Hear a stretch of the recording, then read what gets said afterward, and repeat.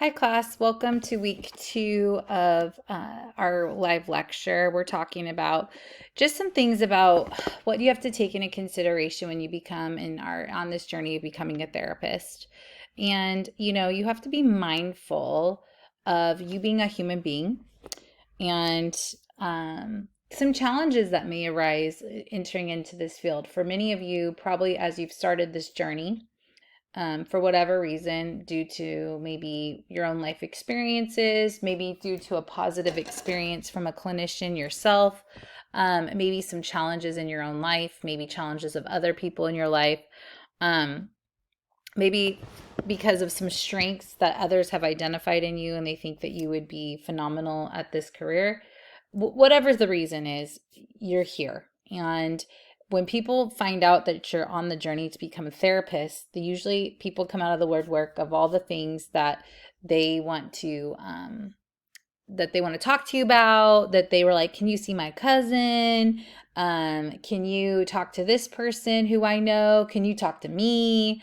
You could probably be my therapist. And people just really don't have any idea um, kind of what our job is and what it means and what our role is when we're in the role of the seat of clinician.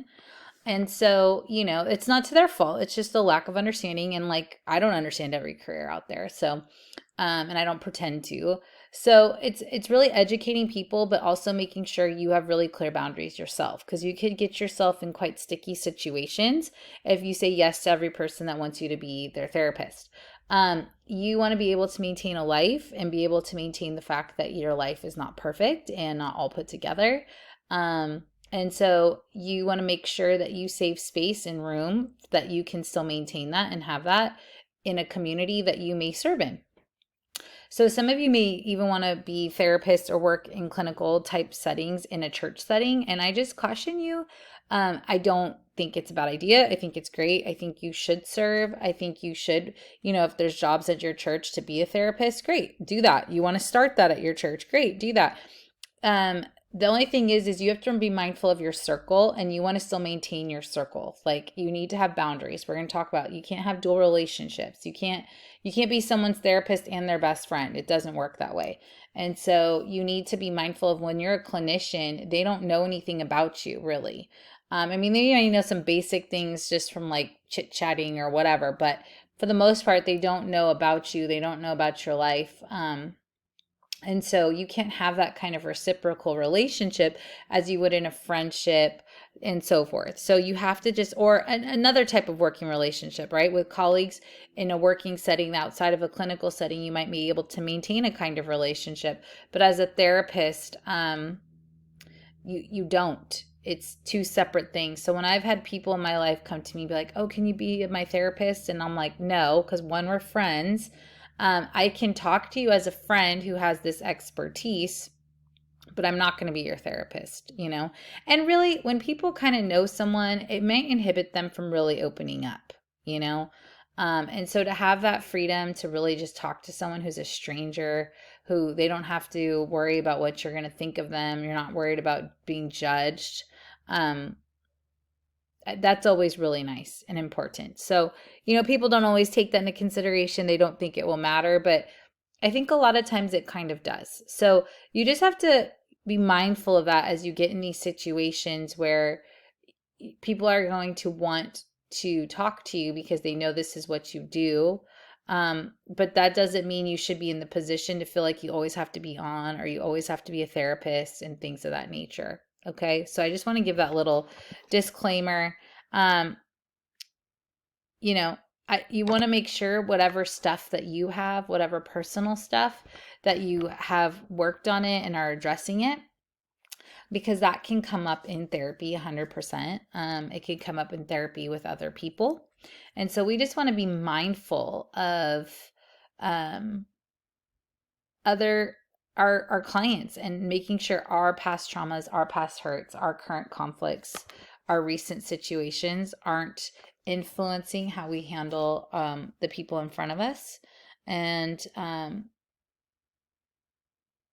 our goal is to make sure that we're able to come alongside them and be clear-headed and be as neutral as possible and not have an agenda. And if we aren't dealing with our own things, that can sometimes cloud our vision and get into the way.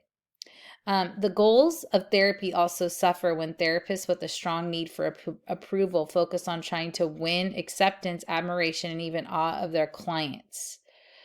We're not there to be their best friend. We're not there to win them over necessarily. Yes, we wanted a therapeutic alliance. But that's not about being the best or anything. We want our clients to want to be there because they want to be there and they want to do the work. And if we get caught up in other things and we're looking for validation that has nothing to do with our client, has to do with something about us, again, we're distracting from what our client needs and we're focusing on what we need, which is problematic. Okay, very problematic. So I just want to give you a heads up about that. You know, personal problems and conflicts, we got to handle our business. You know, a lot of people get upset about the 24 hours of personal psychotherapy that's required for you to be done with the program.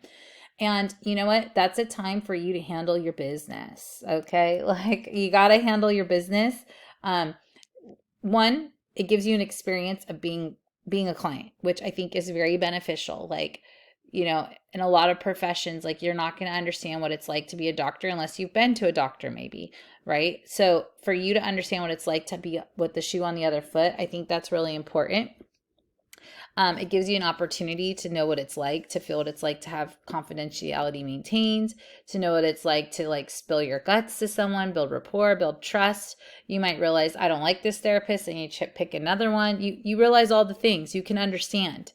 And so I think that's really important to understand and to be aware of moving forward. I want you to really take that time seriously and really hash out things that maybe you're afraid of or you've never talked about or that you feel like are creeping up and you're worried, like, oh, if I have this kind of client, is this really going to bother me? Now is the time. Do it. Take care of it. You're forced to, so that let it be your excuse if that needs to be an excuse. But really, I challenge you to really work on your things because you don't want it to be, you work so hard to get here. You work so hard to get a license, and you don't want something personally that you could have dealt with get in the way of you really following through and achieving your dream. Okay. So experiential learning is the basic component of many counseling programs, providing students with the opportunity to share their values, life experiences, and personal concerns in a peer group. Many counseling programs recognize the value of having students participate in personal awareness groups with their peers. We may not, ours might look different, but we kind of have that experience about their values and things and talking about things with our discussion boards and to be able to process some things. A lot of stuff will come up for you as we go through the various topics, and it's not to trigger you or anything. It's just these are things we're going to be dealing with our clients, and so some of it may hit harder to home. And so I think it's good to be able to process that with peers or process that maybe with your professor, concerns, your supervisor that you'll eventually have in the future. That is part of what supervision is for. It's going to be like a support group really as you see clients, which is important.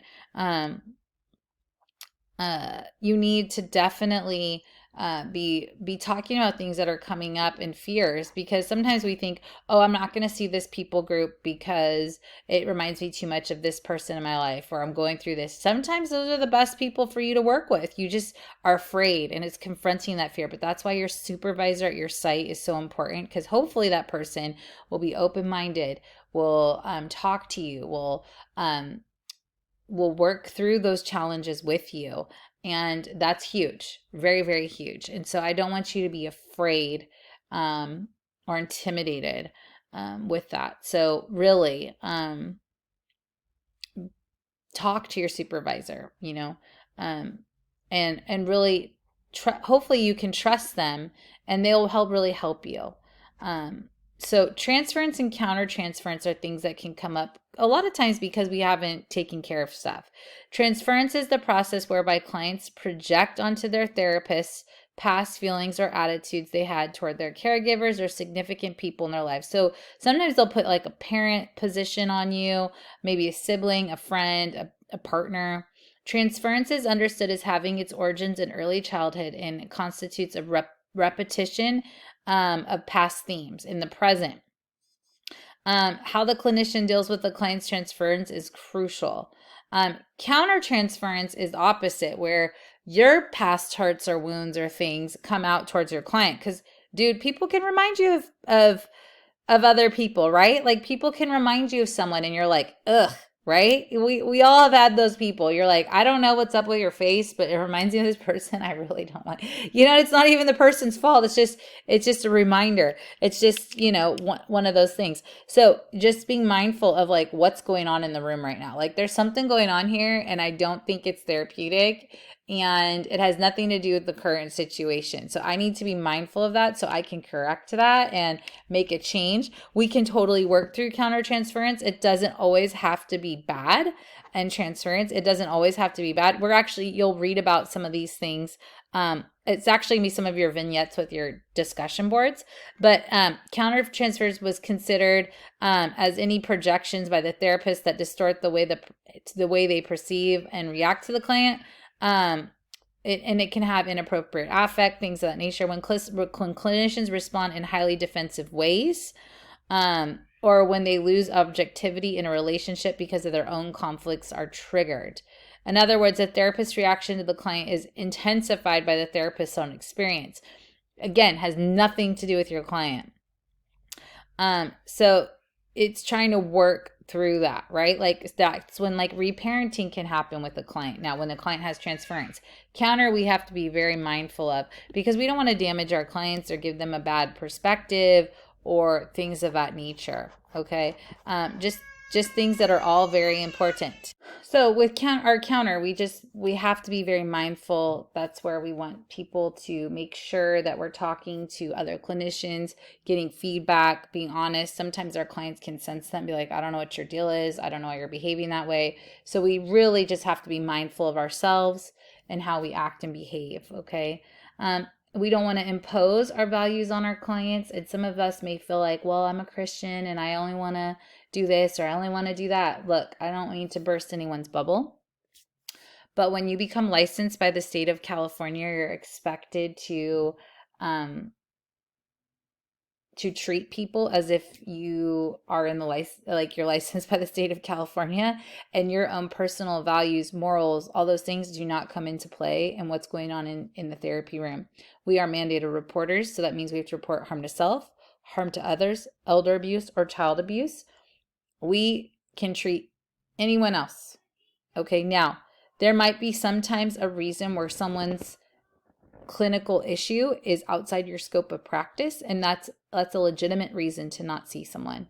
But just because someone is different than you is not a reason to not see someone. So their sexual orientation, their where they are at with their gender identity, their faith, their personal morals, standards, whatever, like aren't reason to not treat someone. So I just want to make that clear because I think some people go into this and they say, well, I'm only going to see these kinds of people.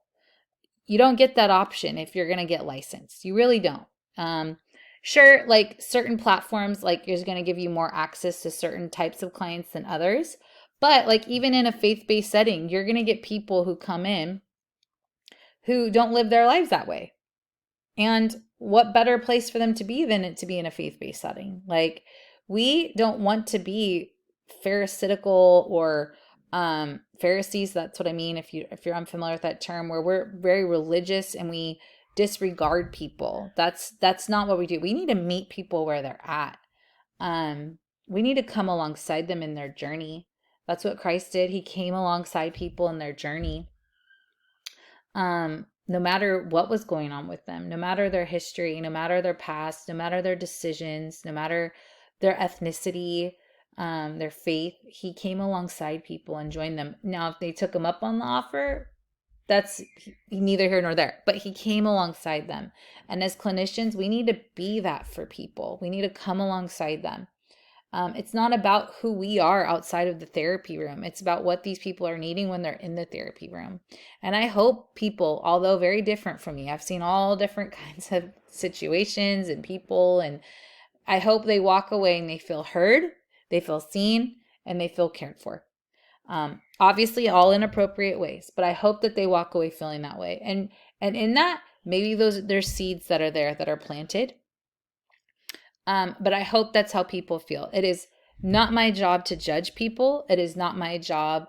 It's God's job to judge. I think it's the Holy Spirit's job to convict, and it's my job to love.